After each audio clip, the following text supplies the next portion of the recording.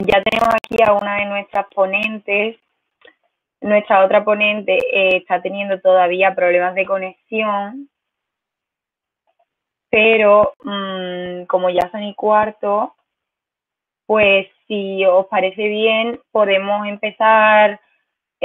Presentamos primero a nuestra ponente Nieves y ya luego, cuando Nieves termine con su ponencia, ya presentamos a nuestra otra ponente, Asunta, que probablemente ya para ese momento se haya podido conectar, si os parece bien. Bueno, en primer lugar, gracias a todas por haber venido a este acto de Estudiantes en Movimiento, que lo hemos organizado desde la Comisión de Feminismo y LGTB estatal en conmemoración del día 25 de noviembre en contra de la violencia contra las mujeres, y contamos con la presencia de, por ahora una, pero esperamos que pronto dos ponentes que nos van a hablar sobre la violencia en las aulas y la violencia sexual. En primer lugar va a hablar Nieves, que ya la tenemos con nosotras, que voy a hacer una pequeña introducción sobre ella, no sé si luego ella querrá presentarse más detenidamente, pero Nieves es doctora en Filología Francesa, es profesora titular de la Universidad de Zaragoza, ha sido diputada en las Cortes de Aragón durante más de 10 años por el partido Xunta Aragonesista. Asimismo, también ha sido miembro en el Consejo Rector del Instituto Aragonés de la Mujer y cofundadora del Seminario Interdisciplinar de Estudios de la Mujer de la Universidad de Zaragoza, donde ha sido también vicerrectora de la Proyección Social y Cultural. Y nos va a hablar sobre la violencia machista en las aulas. Así que, bueno, te mandamos un aplauso virtual desde aquí y muchas gracias por estar aquí, Nieves.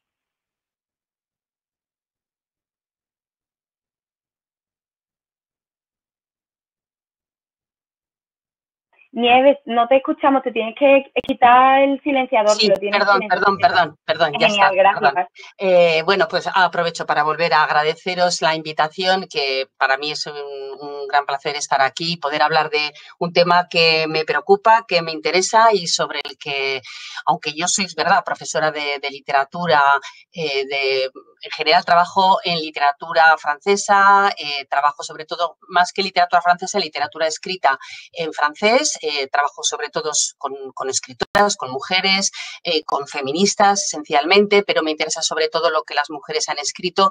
Y es cierto que aunque mi vertiente actual es más contemporánea, pues realmente me inicié en investigación más seria con mi tesina, con la que se llamaba la tesis de licenciatura, en la que trabajé sobre Cristina de Pisan, una escritura, como sabéis, siglo XIV y XV. Realmente jamás me habían hablado de ella y bueno, fue como un descubrimiento. Yo no sé, sabía que quería trabajar sobre una mujer. Curiosamente no me habían hablado de ella en la propia titulación en la que yo iba a defender mi tesis de licenciatura y bueno, pues fue ya digo, un cambio. Ya había sido un cambio antes que me regalaron cuando yo cuidaba niños en Francia, porque entonces no había Erasmus. Un año me regaló la madre de los críos que yo cuidaba, que eran dos nenes relativamente joven, me regaló uno de los libros de Simone de Beauvoir, Las memorias de una chica ordenada, creo que se traduce en castellano. Y también, bueno, también no, antes de todo eso fue uno de los grandes cambios. Ahora que ya estoy en la etapa final realmente de mi vida profesional, porque tengo 59 años y ya han pasado muchos años, pues me preocupa que después de tanto tiempo trabajando casi siempre a contracorriente de lo que se esperaba de mí que se hiciera, que tenía que estar siempre demostrando que no solamente sabía trabajar con escritoras, sino que además era capaz de trabajar con escritores. También he trabajado sobre escritores franceses, pues veo que siguen las clases, bueno, con unas carencias tremendas y que cuando trabajas sobre feminismo, trabajas con alguna perspectiva clara en este sentido, me da igual, en lengua, enseñando lengua, porque he sido profesora de comunicación oral y escrita de francés, he dado clases sobre cultura francesa, ahora trabajo dando clases sobre literatura francesa contemporánea y sobre análisis de la literatura.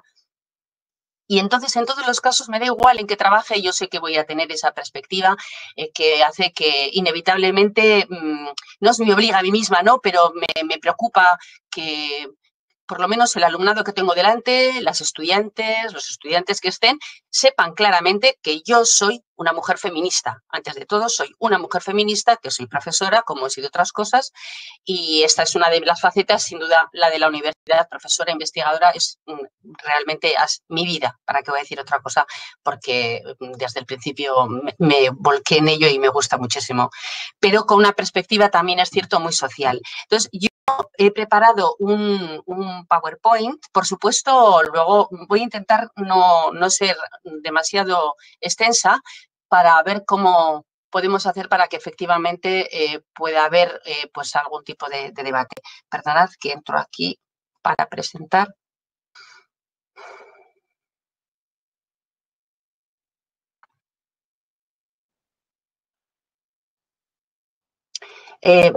¿Me podéis decir, por favor, si se ve bien? Sí, se ve bien. Vale, perfecto. A ver, ¿qué hace aquí?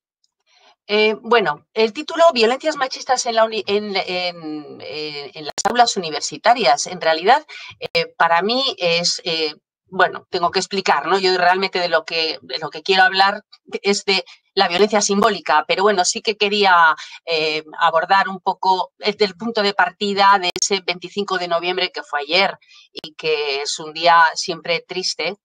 Por lo menos para mí lo es. Paso rapidísimamente sobre las cuestiones que a mí me parece que ya las conocéis de sobra y sin duda las que voy a comentar, muchas de ellas también, pero es la reflexión.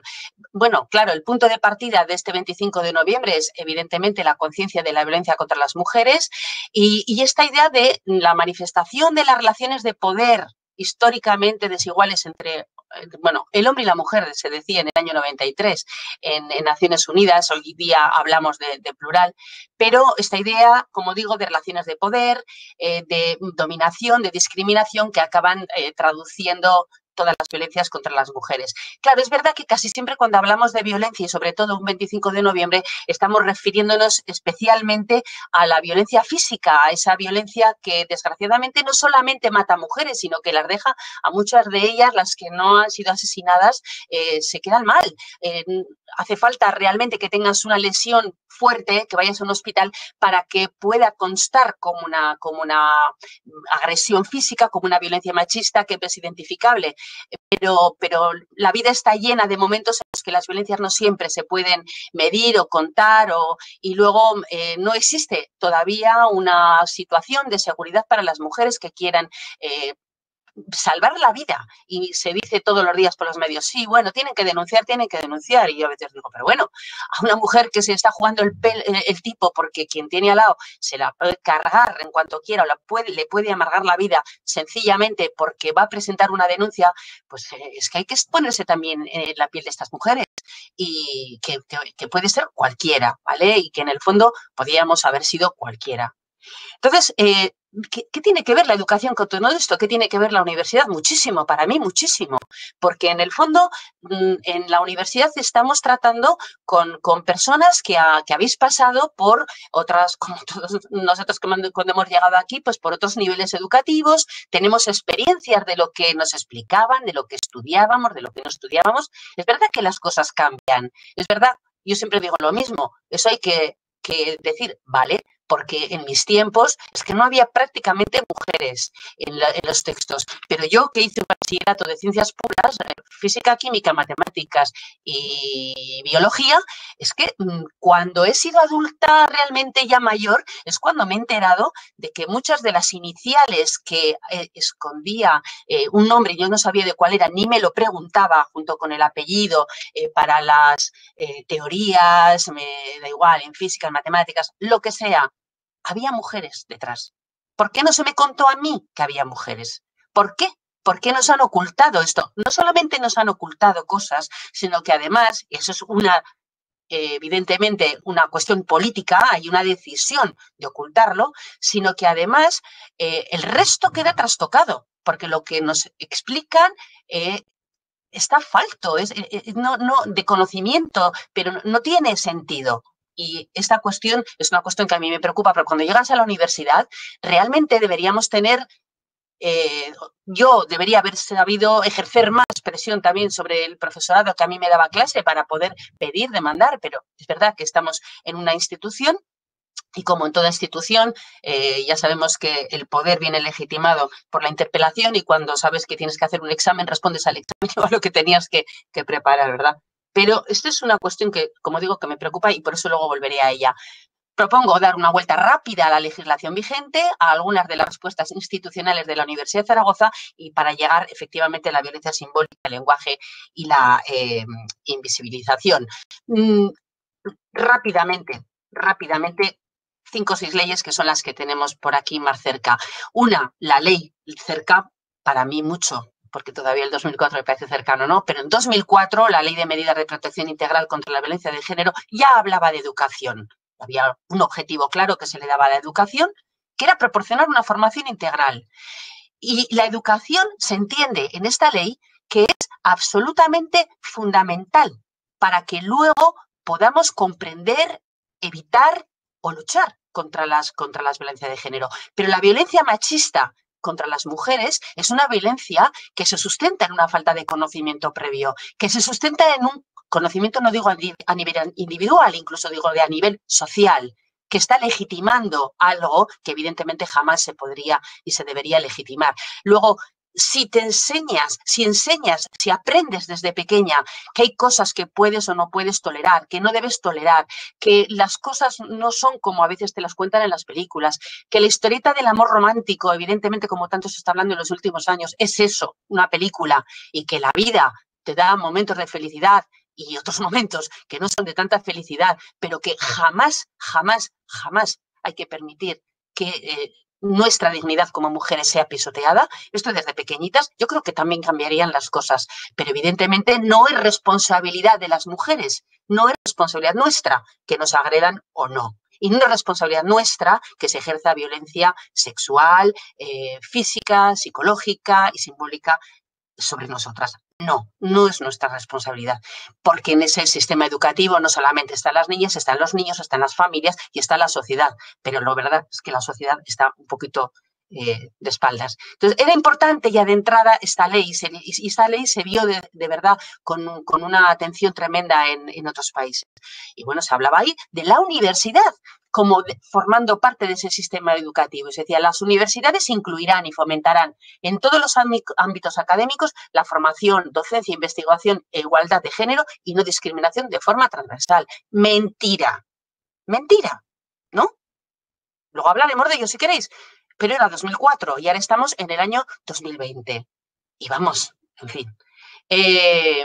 La formación inicial y permanente del profesorado también merecía atención en esta ley y esa es una de las grandes claves. Hay que poder tener conocimiento de lo que ha sucedido a lo largo de toda la historia. Una sola no puede aprenderlo todo y por eso colaborar en red, como yo he tenido la suerte de poder hacer con otras colegas, esencialmente mujeres de la universidad, de esta y de otras, me ha abierto los ojos en áreas que yo no trato, no abordo, ¿no? Y no te da la vida ni tan siquiera para ser medianamente especialista en lo que haces, así que eso es impagable. Pero claro, yo quiero aprender, vosotras queréis aprender, pero hay gente que no quiere aprender y hay gente que no quiere aprender y está dando clase en estos momentos.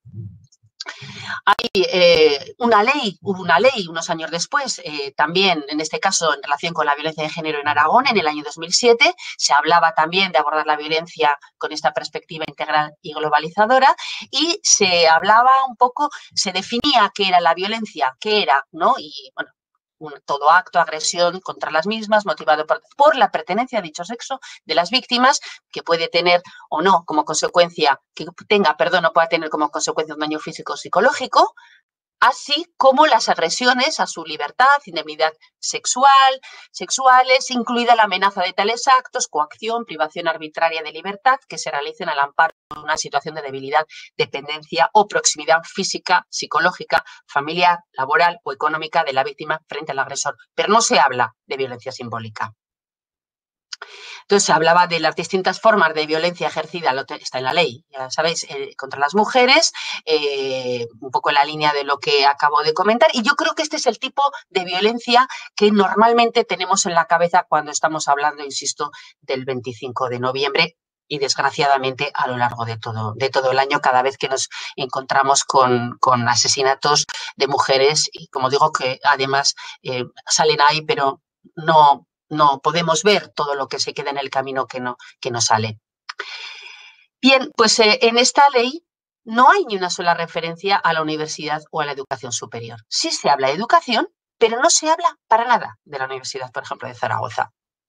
La ley 2007, que ha cumplido ya unos cuantos años para la igualdad efectiva de mujeres y de hombres, fue una ley fundamental. Fundamental porque permitió sacar a la luz muchos temas y, sobre todo, pues bueno, establecer una serie de criterios mínimos de funcionamiento, pero no deja de ser una ley laxa. Es decir, que es verdad que hay ámbitos en los que, como el laboral, existe una legislación o unas normativas que permiten, por ejemplo, pues decir que si tal empresa y tiene más de X trabajadores tiene que tener tales condiciones, pues si no lo cumple, pues efectivamente pues tendrá una penalización. Realmente, si alguien tiene que educar de forma transversal o tiene que realizar una investigación o tiene que enseñar, por ejemplo, tiene que dar clase en la Universidad de Zaragoza y no incorpora para nada perspectiva feminista, que eso da todavía pavor, solamente el nombre, o el de género, que eso pasa mejor,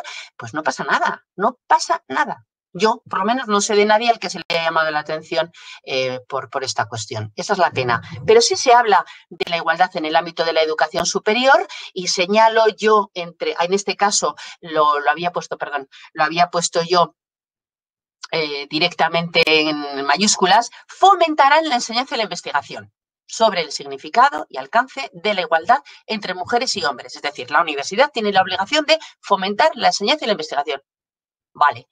En particular y con tal finalidad, las administraciones públicas promoverán inclusión en los planes de estudio en que proceda, inclusión de enseñanzas en materia de igualdad entre mujeres y hombres.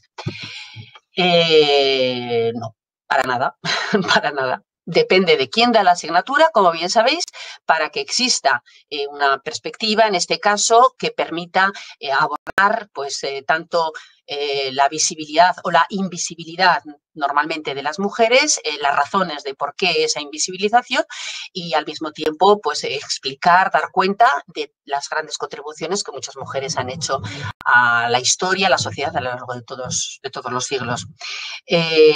Hasta el momento no ha habido ni una sola revisión de planes de estudios, ni un solo mandato de revisión de planes de estudios en este sentido por esta razón. Se cambian por la razón que sea, pero no por esto. Otro de los puntos era creación de posgrados específicos. Y sí que es cierto que hay un máster de género, un máster en relaciones de género, que viene después de una historia, porque hace ya muchos años hubo un grupo de mujeres en la Universidad de Zaragoza y concretamente en la Facultad de Filosofía y Letras que puso en marcha el primer programa de doctorado interdisciplinar en toda España de estudios de mujeres.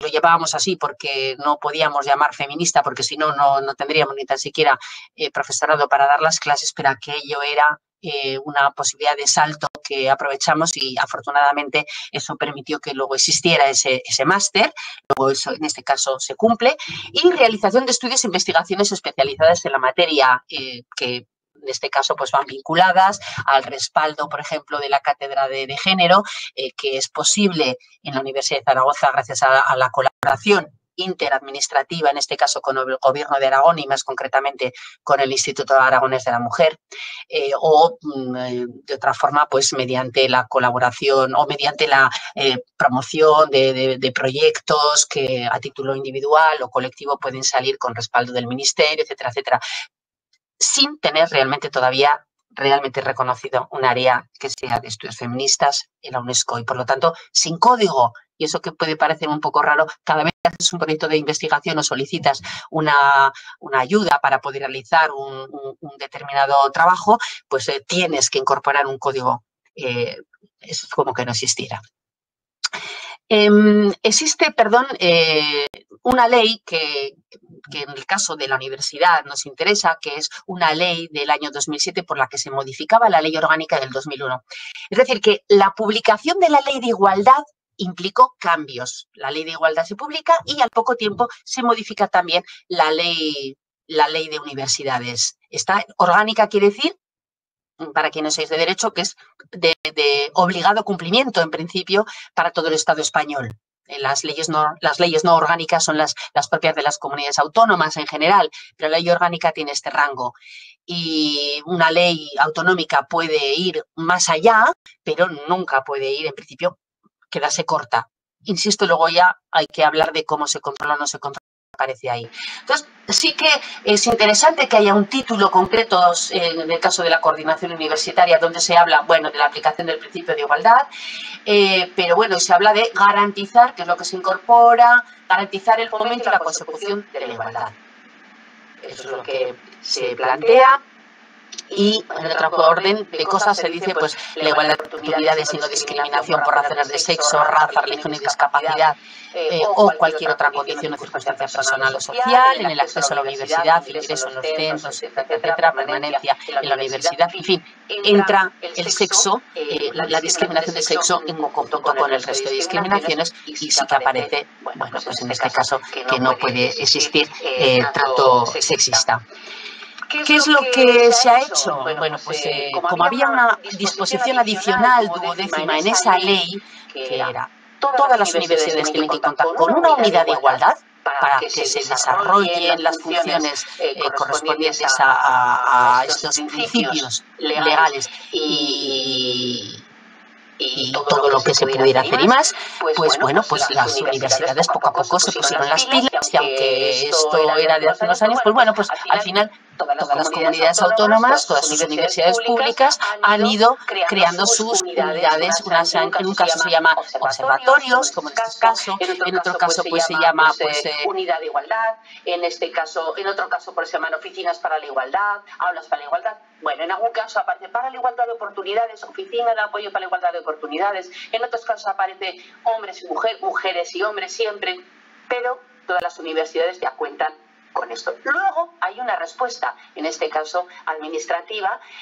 como bien pone de manifiesto RUIGEU, que es la Red de Unidades de Igualdad de Género para la Excelencia Universitaria. En principio se engloban las universidades públicas, en este caso en Aragón tenemos un observatorio para la igualdad de género, y es, digamos, pues un punto de arranque, y luego todas funcionan de una forma diferente entre unas y otras. En Aragón se aprobó el año 2018 la Ley de Igualdad de Oportunidades y hubo una sección que era enseñanza universitaria, la hay, quiero decir, con un punto que es igualdad de oportunidades en la igualdad superior y con otro artículo que es igualdad de oportunidades en el ámbito de la docencia y la investigación. Y en este caso, pues se señalan una serie de temas que tienen que ver precisamente con la incorporación en los planes de estudio, de asignaturas que tengan evidentemente contenidos de feministas, de género, etcétera, que haya una perspectiva transversal, que haya una mayor proporción de mujeres en los ámbitos de toma de decisiones, por ejemplo, en las comisiones, etcétera, etcétera. Bueno, en el ámbito de la docencia y la investigación, pues poniendo de manifiesto la importancia también de que se incorporen más mujeres, habla siempre de propuestas equilibradas, etcétera, etcétera. La ley la tenemos. La ley la tenemos, podemos decir que es corta o larga, pero la ley la tenemos. En el caso de la ley de oportunidades, pues se señala que fomentarán el conocimiento, significado y alcance. Y en el caso de las universidades aragonesas, implantarán la perspectiva de género. Vale. Yo no he recibido hasta el momento ni mi departamento en general, ninguna notificación señalando eso, oiga, que tienen que atenerse a este artículo 35 de la ley. Es así. Y hubo una ley más reciente ya de investigación e innovación en Aragón, que en realidad venía a sustituir a una que hubo anteriormente sobre todo el espacio de investigación e innovación en Aragón. Y en este caso, pues si se dice es fomento de la actividad investigadora e innovadora y se habla de perspectiva de género como categoría transversal en la ciencia, tecnología e innovación. Y se habla de la implantación de la perspectiva de género, bueno, en general, promoción de estudios, datos estadísticos, en fin. referencia de género al final, referencia de género a disposición final cuarta, todas las referencias contenidas en esta ley para las que se utiliza la forma de masculino genérico deben entenderse aplicables indistintamente a mujeres y hombres. Pues no, pues no. Esto es una de las grandes peleas. La redacción de las leyes sigue siendo una redacción absolutamente discriminatoria y aquí hay violencia simbólica. ¿Por qué el masculino tiene que ser quien a mí me esté englobando? ¿Por qué? No lo entiendo por qué. Entonces, como no lo entendía a los 15, no lo entendía a los 50, pues ahora menos. Y en este sentido me parece incluso contradictorio con el hecho de que se esté diciendo que hay que, bueno, a ver si hay más mujeres, a ver si hay más mujeres. Yo me pregunto, no sé si saben exactamente lo que están diciendo, ¿no? Pero finalmente, al final digo, bueno, ¿qué tenemos en Aragón? Y decía, bueno, ¿qué nos mandan? Los materiales curriculares carecerán de sexismo. Se fomentará la igualdad de oportunidades de mujeres y hombres en el acceso y desarrollo a la carrera profesional. Se promoverá la inclusión de materias en planes de estudio. Se promoverá la participación y representación equilibrada de mujeres y hombres. Se revisarán los planes de estudio. Formación obligatoria de los agentes educativos. En este caso estamos hablando también, evidentemente, del profesorado. Yo quería recordar, en este caso, pues un trabajo, un excelente trabajo fin de máster que se defendió en este curso de María José Aranda,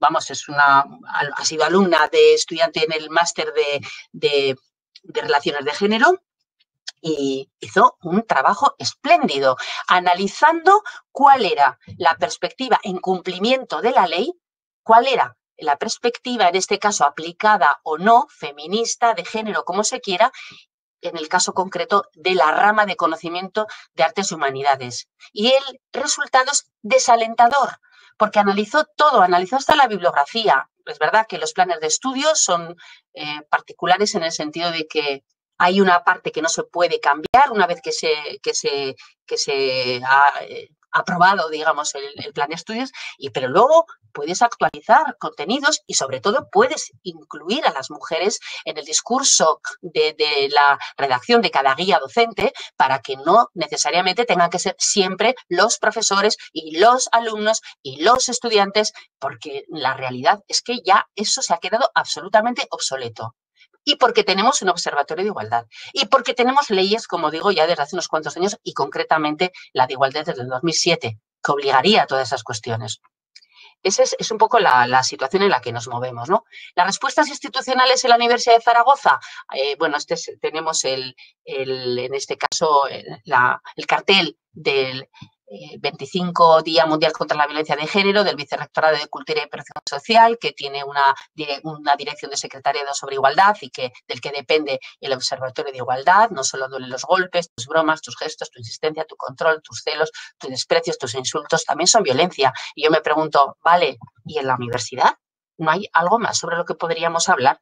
Que realmente no debería ser la universidad un referente social, porque la universidad nos ve la gente, la sociedad. La gente, yo digo, la gente, yo también soy gente, pero quien no está en la universidad nos ve, bueno, ve el edificio del Paraninfo, he puesto aquí, he puesto la antigua residencia de niños, donde está la facultad en estos momentos en Huesca, está de aquí, de empresa, el Politécnico me parece que es en Teruel, creo recordar, el edificio.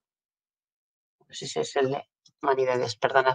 Pero somos, hay estudiantes, personal de administración y servicio, personal docente investigador, nos vamos relacionando absolutamente por unas razones o por otra, porque vamos a la secretaría o porque recibimos en un momento dado pues un correo de la universidad. ¿Realmente la Universidad de Zaragoza es un referente social de feminismo, igualdad, diferencia, género, discriminación, heteropatriarcado, cuerpos del debate sobre lenguajes, identidades, interseccionalidad, poscolonialismo, descolonialismo, LGTBIQ+, violencia, no violencia? ¿Realmente? ¿Realmente? Sí que en la cultura y valores de la universidad está la atención a la eliminación de la desigualdad social y la discriminación por razón de género, que parece un pegotillo a lo que había. Igualmente tal, porque en un momento dado hubo que completar lo que no se tenía. Y se habla del decidido apoyo a la causa de la paz. O sea que en este sentido, los criterios, hay algo ahí que podría haber. ¿Qué tenemos tenemos un diagnóstico de igualdad. Si entráis en el Observatorio de Igualdad veréis que el diagnóstico no se ha hecho ya desde hace varios años. Tenemos, ahí aparecen cuántos profesores, profesoras, alumnas, alumnos. Eso siempre, además, requiere seguramente después un debate sobre todo lo que sale ahí, sobre el binarismo o sobre que yo puedo ser mujer y no necesariamente ser feminista, y a lo mejor puede haber un colega que es más profeminista que la persona que tengo al lado, pero sí que nos da un indicador de cuántas mujeres son en estos momentos catedráticas, cuánto ha costado, cuánto no, en fin. Hay un plan de igualdad. En ese plan de igualdad de la Universidad de Zaragoza desde el año 2016 se establecía un periodo de tiempo para poder hacer. Yo decía que María José Aranda había hecho ese trabajo espléndido en el que analizaba dónde se había quedado la Universidad de Zaragoza, porque institucionalmente, vale, tiene un plan de igualdad, tiene un plan Concilia, que tiene que ver sobre todo con la cuestión más laboral que otra cosa, un protocolo contra el acoso y hay una campaña sobre el lenguaje inclusivo. Pero María José Aranda, por ejemplo, analizaba muy bien en ese sentido, vale, ¿dónde se había quedado? ¿Dónde estaba la universidad en ese sentido en relación con la docencia? Exactamente, que era lo que ella veía, ¿no? Y veía que aquí era como que nadie tiene, porque las conclusiones es que nadie llama la atención a nadie de nada. Sí, te llaman, al final te dicen, oye, dime qué has hecho para que lo incorpore a una memoria, pero nadie me dice a mí al principio de curso, oye, mira que esto hay que hacerlo porque conviene, porque tenemos un compromiso social. No. Esta es la campaña que ha habido sobre nombrar el mundo en femenino. Nombrar en femenino es posible, inténtalo, y con una serie de consejos. Claro, solo tienes que mirar, pensar, nombrar, visibilizar a las mujeres que están en la universidad, que las mujeres están en la universidad, reflejar de qué manera participan en ella, incluir en el lenguaje y en tus formas de expresión sus actividades, intereses, aportaciones y necesidades. Y la pregunta es, ¿por qué yo? Porque cualquier persona de la Universidad de Zaragoza, pero en concreto cualquier mujer, tenemos que seguir recibiendo mensajes institucionales en masculino. Me da igual que vengan del decanato en cuestión o que vengan del rectorado, del vicerrectorado que sea. ¿Por qué? ¿Por qué? No se leen esto. ¿Cómo se lo va a leer la gente? ¿Cuánta gente sabe en la Universidad de Zaragoza que existe un plan de igualdad? O que hay una comisión, por ejemplo, en ese plan de igualdad. ¿Quién está recogido en esa comisión? Deberíais verlo para ver, porque se supone que tiene que haber algún tipo de representatividad. ¿Por qué no están todas las facultades? ¿Por qué no se va actualizando y ese tipo de cuestiones? Porque fue un paso echar a andar con ese plan de igualdad. Pero ahora, claro, como la Facultad de Filosofía y Letras no está, pues la Facultad de Filosofía y Letras puede no sentirse concernida, digamos, ¿no? Salvo que haya alguien que lo recuerde.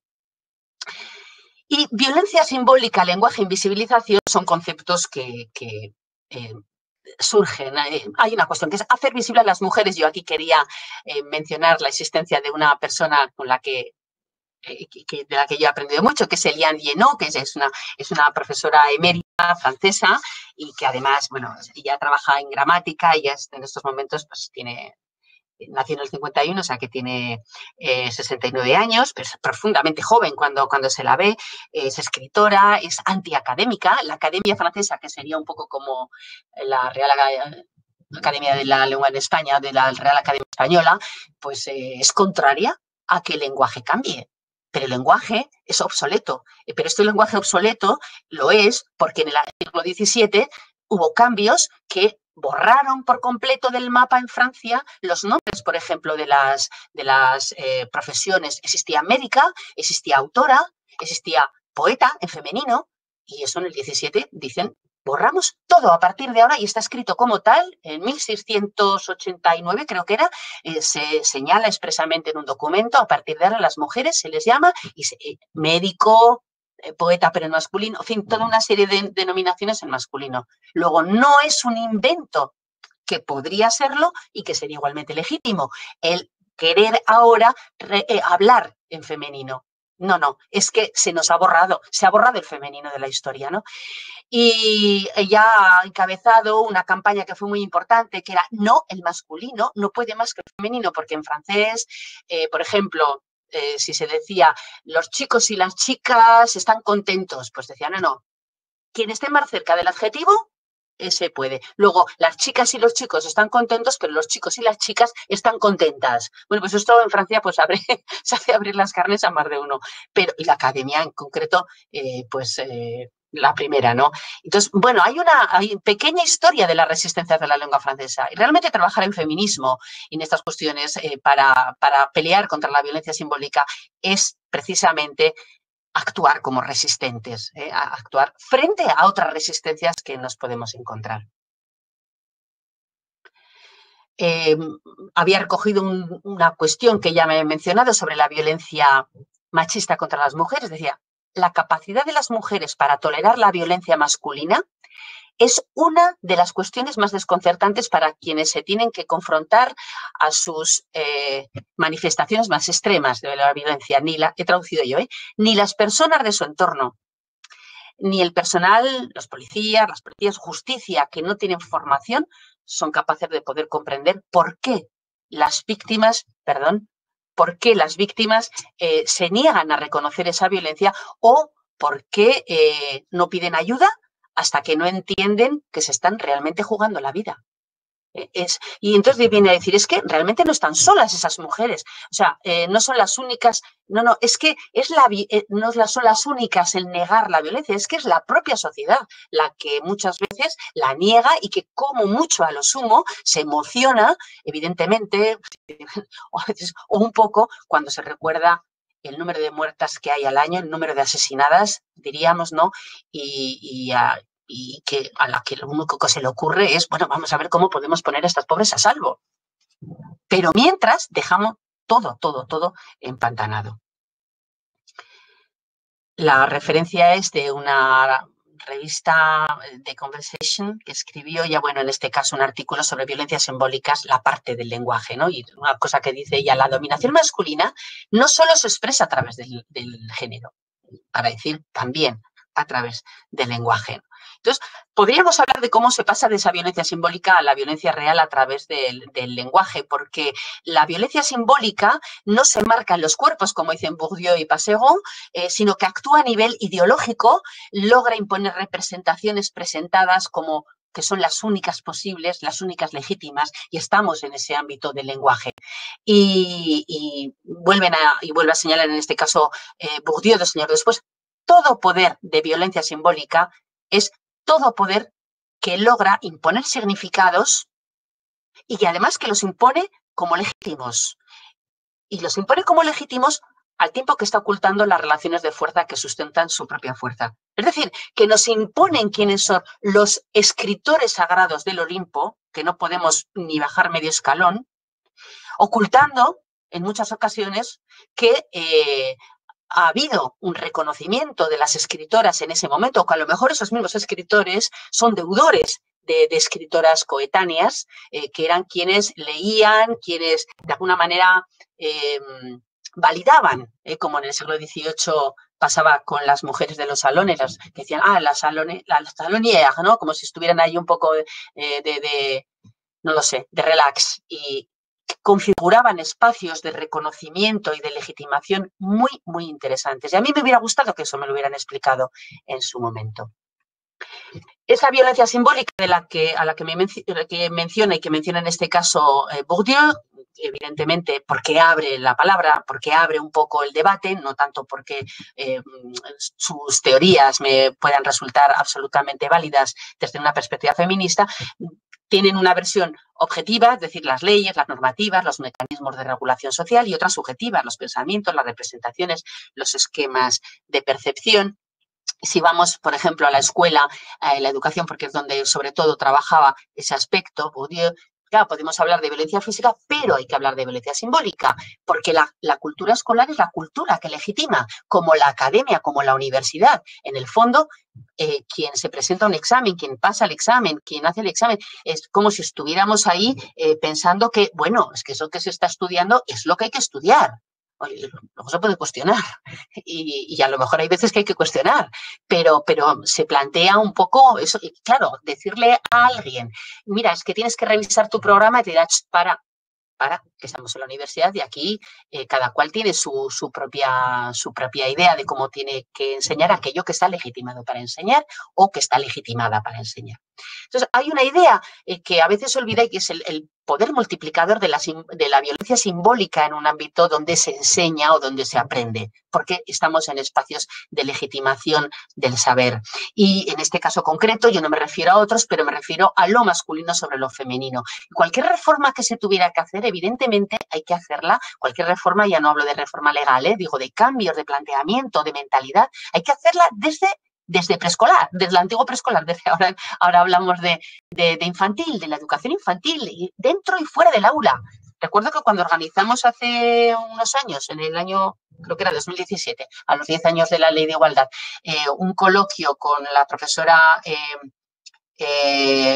Begoña Garrido, organizamos un coloquio sobre aprender con perspectiva de género en Aragón, en la que participaron solamente gente que estaba realmente en Aragón trabajando en aulas o incluso pues, en colegios mayores o en residencias, etcétera, pero vinculados a la educación y también con personal de la Universidad de Zaragoza. Y se hablaba de cómo, pese a todo, sigue habiendo unas resistencias tremendas en el propio sistema. Ahora ya se obliga a que haya un plan de igualdad en cada centro. En el 17 todavía no era obligatorio y había un centro que lo había hecho por sí mismo porque lo había decidido la comunidad educativa allí, pero esos son, vamos, espacios, son casos muy... Porque a veces los propios equipos de dirección no se querían involucrar en estas cosas y ya si estamos en la concertada religiosa menos. Se trata en este caso también, con esta reforma, estos cambios de mentalidad, de luchar contra la ridiculización de lo femenino, porque lo femenino siempre es lo ñoño. Y a mí que me cuenten lo que quieran, pero sigue siendo algo que en nuestro hablar, en el habla general, está un poco implícito. Si hay más profesores, si hay más cantantes hombres, si hay más libros escritos por hombres, será porque, claro, si hay que estudiar, hay tantos escritores porque había más o porque lo que hacían pues era más importante o lo que sea. Luego, hay una idea, a más nombrado, evidentemente, más importancia.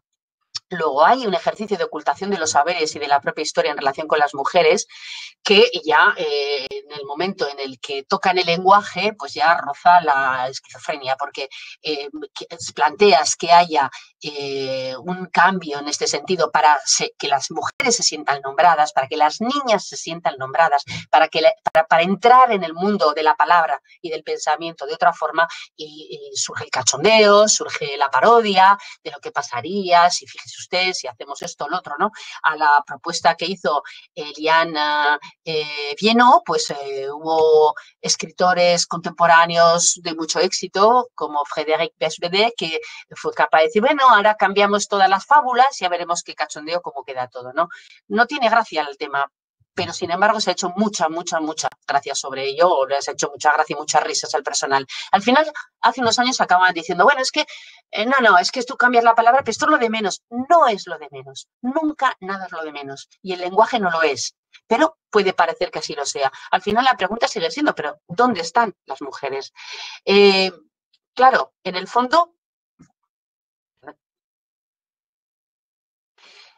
estamos hablando de violencia simbólica, pero desde la crítica feminista a mí lo que me interesa sobre todo es señalar cómo se engarza en la crítica social. O sea que hay una lectura absolutamente social. Evidentemente no se puede ser activista o militante en un aula, no, pero yo creo que todo el mundo sabe cuando alguien da una clase de qué picojea, o debería saberlo muy prontito, porque de la respuesta que dé será evidentemente también responsable al final de su calificación. O sea que en el ámbito del feminismo pasa exactamente igual, ¿no? Y la noción de violencia simbólica permite visibilizar la dominación sexual en el día a día. Bourdieu hablaba de dominación, pero Bourdieu en este caso pues, se quedó corto realmente cuando publicó en 1998 su libro La dominación masculina, porque hablaba sobre todo de dominación. Ese libro, que en su momento pues, fue importante para visibilizar los estudios feministas, tiene narices, porque era como si hasta entonces no hubieran sido considerados científicos, pues tuvo mucho éxito en Francia, porque justamente estaba teniendo lugar en un momento en el que Francia se debatía sobre la paridad y además estaba viendo las primeras reflexiones públicas por parte de hombres sobre la nueva virilidad, la nueva masculinidad o las nuevas masculinidades. Entonces, bueno, fue con lo que le empujó, ¿no? Pero lo cierto es que hay que decir que ese libro de Bourdieu por parte del feminismo, pues bueno, fue recibido con muchas reticencias porque pese a que ha tenido unos trabajos excelentes a mi modo de ver para entender todo lo que hay que desvelar, que está tapado y que la propia sociedad nos tapa, pues hombre, utilizó mucho material y muchos resultados de investigaciones feministas de mujeres que ni siquiera citó. Y cuando se le preguntaba, pero bueno, usted portavoz de mujeres, ¿no? Es un poco lo... Claro, yo, Blanca, puedo ser portavoz de un movimiento negro o de un grupo de personas negras, pues hombre, no parece lo más razonable, ¿no? Pues en este caso, sin embargo, él aparecía como el adalid. Y claro, al final decía, sí, bueno, es que las mujeres van a escribir un poco como desde la parte de la dominación. Pero claro, lo está diciendo alguien que habla desde el ámbito de la dominación en sí misma, no del ser dominada, sino de quien domina, ¿no? Que era lo que él estaba utilizando. Y luego, pues no vale únicamente decir, se ha quedado muy, es verdad, obsoleto. Fue un trabajo tardío, 1998, pero claro, para él, pero hoy día eso hace 1000 años. Entonces, está absolutamente obsoleto en este sentido, porque el concepto de mujeres, hombres, por sí solo interesa sobre todo la idea de las mujeres en situación, en una inscripción histórica, religiosa, política, social, etcétera, ¿no? Que es lo que nos ha traído además con mucho recorrido futuro, me imagino, yo espero la perspectiva interseccional, pero vamos, es que la idea del individuo en situación no era tampoco nueva, no es nueva, porque la propia Simone de Beauvoir no entiende, y todo el existencialismo no entiende al individuo si no es en situación. Entonces, por una parte, las mismas personas escriben una multiplicidad de relaciones de poder a veces contradictorias, como podría ser, bueno, el poder que puede tener una mujer blanca sobre un esclavo negro en un momento dado, en función de criterios de sexo, de clase, de etnicidad. Es decir, la situación es fundamental. Y lo que no podemos ya olvidar, eso ya es imposible, no se puede estudiar, ni yo trabajo en literatura, como os digo, no puedo estudiar un texto de una mujer negra, de una mujer generalmente, como trabajo de la lengua francesa, pues en el ámbito de la francofonía generalmente son mujeres negras, pues mujeres víctimas de discriminaciones cruzadas específicas por el hecho de ser mujer, pero también por el hecho de ser lesbiana, racializada, trans. Los últimos trabajos que hice fue sobre mujeres gitanas que han escrito en lengua francesa, y no se puede hacer eso sin tener en cuenta esa perspectiva, como bien sabéis, ¿no? Entonces, y ya por terminar, en el ámbito de la universidad sí tenemos las violencias verbales, ¿no? Los chistes, los comentarios hirientes, ese cuestionamiento de la homosexualidad para lesbianas, que decía, sí, claro, está porque no se ha encontrado un tío en condiciones, ¿no? Cosas de esas que en mis tiempos ya se oían, me imagino que ahora estas cosas habrán mejorado, pero vamos, era terrible. Los comentarios hirientes sobre la forma de vestirse, el cabello, el peinado, sobre todo los orígenes, ¿no?, de las mujeres racializadas, de dónde son, que vienen, qué estereotipos arrastran, los insultos homófobos, las actitudes transfobas, etcétera, etcétera. Las violencias físicas y sexuales, evidentemente con este documento contra el acoso y la agresión que en estos momentos hay en la Universidad de Zaragoza, me imagino que tiene que haber ahí suficiente acogida para cualquier problema, pero lo cierto es que hay cosas que pasan un poco así. Las presiones de personas que representan algún tipo de autoridad para poder obtener un acto de naturaleza sexual, me da igual que sea un chantaje para una beca, calificaciones, información, penalización de la negativa, entre colegas, el comportamiento de connotación sexual, los gestos, las miradas, los mails, determinados mails, SMS, las preguntas y confidencias intrusivas sobre la vida privada, pero incluso eso de que puede haber una profesora joven y que haya un alumno que le mande directamente o que le apunte ahí en la copia del trabajo su número de teléfono, lo que sea, porque de todo hay, y al revés también, ¿vale? Fotos tomadas de personal o de estudiantes sin permiso, que si una persona se agacha, generalmente una mujer, y proyectas a alguien a sacar una foto que luego haga por ahí, o que se graba, y ahora tenemos una perspectiva diferente y más compleja en este caso que lo incluso teníamos antes con la docencia online. Y al revés, o sea que esto cualquiera, porque sabemos también como hace unos años había un profesor, en fin, que se dedicaba a hacer fotos donde no debía, ¿no? Esas más o menos yo pienso que las tenemos en la cabeza, pero las violencias simbólicas pues tiene que ver con la desvalorización de las mujeres que están peor consideradas que los hombres y punto. Es que hoy por hoy no hay otra, aunque digamos hay mujeres válidas, etcétera. Y si no, pensemos en la presencia de mujeres en puestos relevantes en la Universidad de Zaragoza.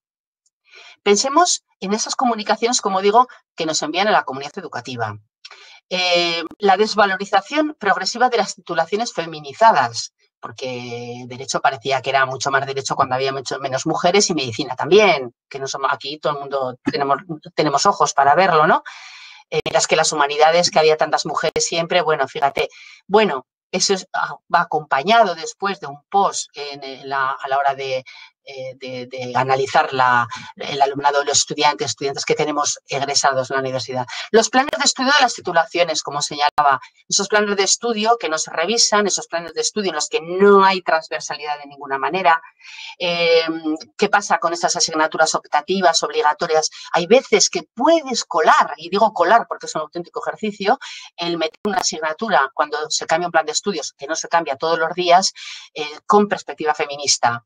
Buah, bueno, si además que sea obligatorio eso ya, porque en realidad todo el mundo que sale de aquí, si quiere dar clase, va a tener que hacer un máster de profesorado. Si en el máster de profesorado no hay una perspectiva feminista, la verdad es que mal va a presentarse unas oposiciones. Y las oposiciones tendrían que también tener en cuenta esto, pero al máster de profesorado ya hay que ir con el colacao bebido. Luego hay que ir ya con una base clara de qué estamos hablando en relación con el área en el que te mueves, ¿no?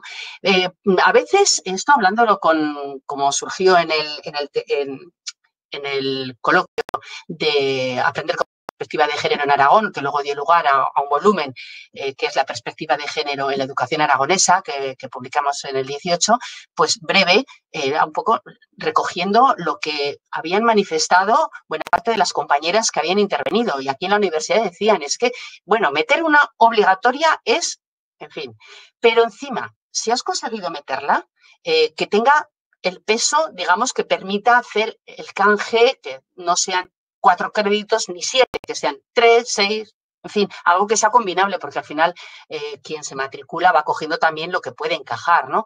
Es que también hay de esas unas cuantas que podríamos comentar, unas cuantas anécdotas, o tú coges una optativa, o da igual, una obligatoria, pero si el resto de tus colegas de departamento no tienen en absoluto la mínima sensibilidad con el tema, ni aplican, porque ya no es tener sensibilidad, es aplicar la perspectiva transversal, pues entonces eso se acaba trasladando en el aula y tu asignatura obligatoria acaba diciendo, bueno, la María esta, ¿cómo es posible que sea una asignatura obligatoria? ¿O por qué, si es obligatoria, el resto de profesorado a mí no me habla para nada de estas cuestiones? Y todo lo que ve alrededor son por ejemplo, autores, no ve autoras, por ejemplo.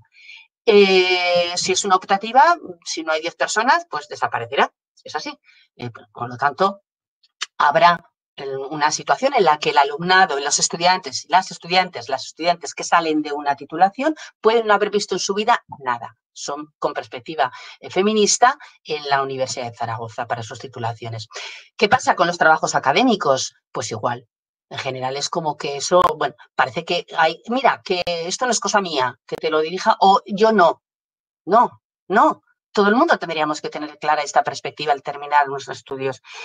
¿Por qué no están las mujeres en las actividades prestigiosas, entre comillas? Y en estos momentos la Universidad de Zaragoza tiene puesta en marcha una actividad cultural que es los martes con los eméritos, o los lunes, no recuerdo cuál es. 17, 3 mujeres.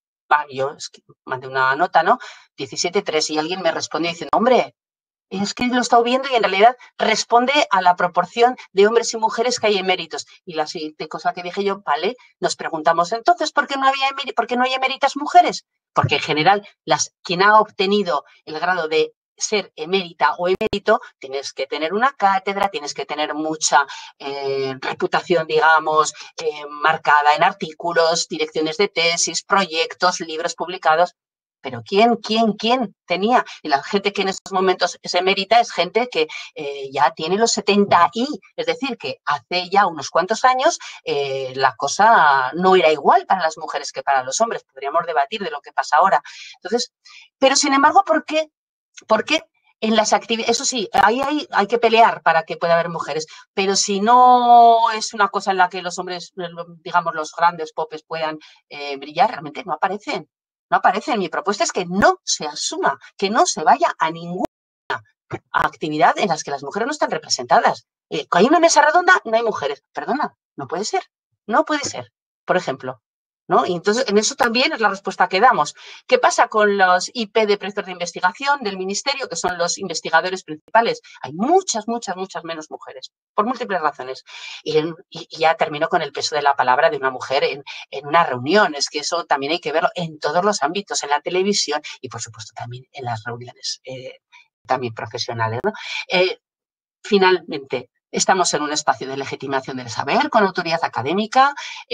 La coacción o la contrainte, que diría en francés, la característica común a toda institución, es decir, que hay un pacto por el cual se reconoce quién manda y quién no manda, eso se entiende así, y desgraciadamente eso hace que haya una posibilidad de abuso en este sentido.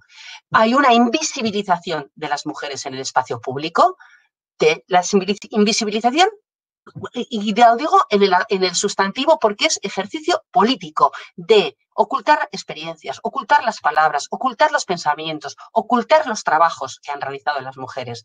Hay una resistencia de la institución universitaria que ha marginalizado y sigue marginalizando los estudios feministas y de género. Como está el máster de género, pues todo lo de género allí. Como hay un programa de doctorado de género y estudios feministas, todo allí. Como si todo tuviera que... No, que hablamos de transversalidad. Y hay una sobrerepresentación masculina todavía hoy día y hay una sobresignificación femenina. Es decir, que si vemos en una foto, como es un ejemplo que se suele decir, ¿no? Están 100 personas y hay una mujer, hay una mujer. Nadie dice, es que hay 99 varones en este sentido, ¿no? Entonces, lo mismo sucede cuando te dan un programa, en un programa de literatura, y dices, tengo que leerme los libros que sean, pero tengo que estudiar a 20 autores. 20 autores. Autores puedes decir, sí, porque es que a lo mejor igual no hay ni una mujer. O si hay, son 2, 3. Cuando dices, bueno, ¿y por qué no? Esta otra? Hay gente que dice, no, porque en ese periodo no había escritoras. Es que no has leído. Es que hay una resistencia por parte del profesorado, por parte de en este caso, del cuerpo docente, para leer lo que se está escribiendo desde hace muchos años sobre feminismo. Y eso les hace privarse de un saber que, desde luego, pues a su vez priva al alumnado de todo eso. Y termino con la paradoja de la inocencia, ¿no? Porque en general la excusa es, no, yo creo que lo que estoy dando es lo que tenía que dar. Luego, esto es violencia. Esto es violencia. Y al final, de lo que se trata, en buena parte, es de visibilizar a las mujeres en el espacio público, en la vida profesional y privada, perdón. Y en un sentido más amplio, se trata de reconocer la invisibilización de la invisibilización de las mujeres requiere un cambio profundo de las mentalidades. La pregunta es, ¿quién se siente responsable de todo ello en nuestra universidad? Esta es la cuestión que yo os quería traer aquí y, bueno, pues luego cuando os parezca oportuno, pues estaré a vuestra disposición para responder a todas las cuestiones que me planteéis. Muchísimas gracias y perdonad por el tiempo. Muchísimas gracias, Nieve. Ha sido muy interesante la ponencia, la verdad.